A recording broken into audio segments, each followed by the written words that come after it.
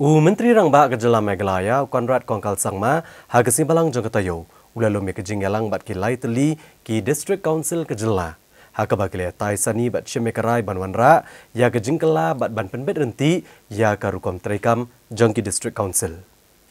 haka ni ke Jingialang le dan lang sumbut Menteri Rangba ke Jylla uba Preston Tunsong uba kami akatanat District Council Affairs kinong mi kamat na ka Khasi Hills ka Janta Hills bat ka Garo Hills Autonomous District Council.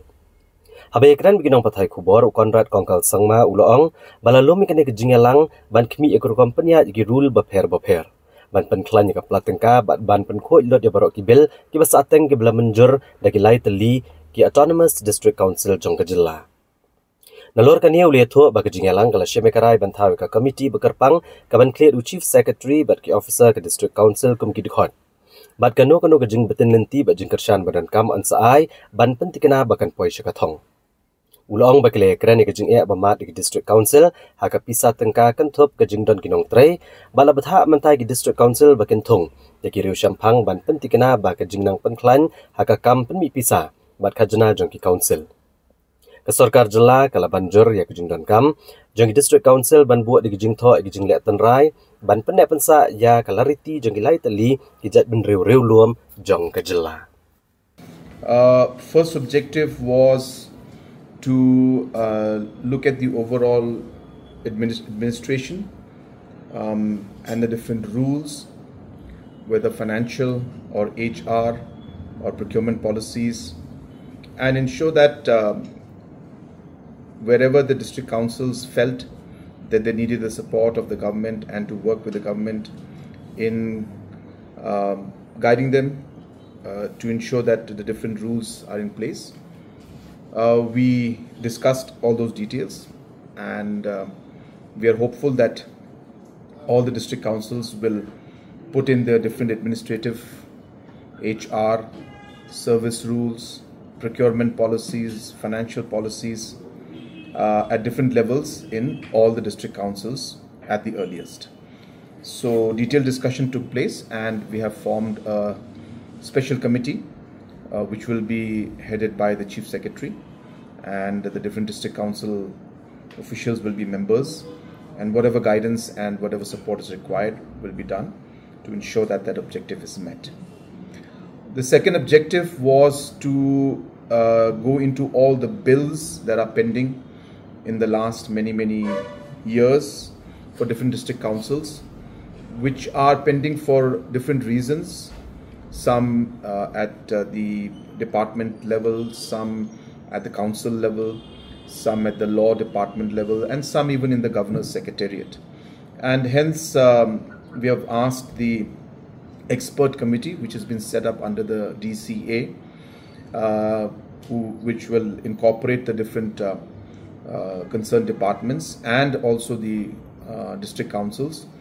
to examine all of these pending bills and find out the reasons why and where they are stuck, and work towards ensuring that they reach the logical conclusion that they should. So that's the second objective, which is to ensure that all the pending bills of the district councils are passed and cleared at the earliest. The third was regarding financial reformation in the different district councils.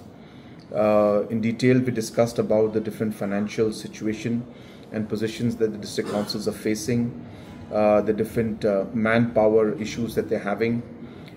For example, we saw that the Garo Hills Autonomous District Council has close to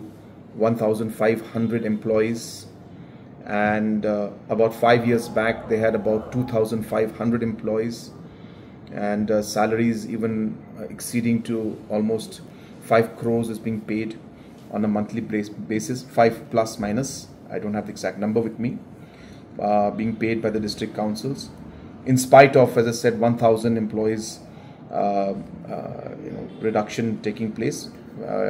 as a, in terms of rationalization that took place in the council. But more importantly, we are now, we have put up an expert committee, as I was mentioning, and this expert committee is going to ensure that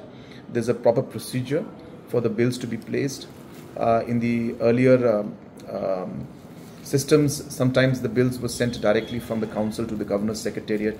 In some cases, it was sent to the DCA. In some cases, the drafting had some concerns, did not go with certain laws and rules. So hence, once passed by the House and the councils, again, if the changes need to be made, we have to send back and amend them, again pass them in the House. Hence, we have also discussed about reforming the entire process of the passing of the bills of the councils, so that it's more smooth. And so therefore, the bills can be drafted and then discussed at the expert committee level before passing it in the council. Then once all the aspects are taken care of and all the legal, all the technical aspects are looked at, then it can be placed in the House and passed, and then it can be sent to the governor, so that it's a smooth process and we don't have to keep amending the bill and sending it back and forth, and that would ensure that the bills would be cleared at a specific period of time. Councils are very important for our state because they protect the identity and they protect the overall culture and the custom and the heritage of our state and our people. And hence, because the administration has not been up to the mark, I should say, because of so many factors which I just mentioned to you, that does not mean that councils should be abandoned or should be taken out. That is not at all the objective. Councils have a very important role to play, and they should continue. But we need to find ways to improve the administration, to improve the financial performance, and to streamline the process and increase the overall revenue so that they can be stable, which I'm sure that with all of us working together, we should be able to achieve it.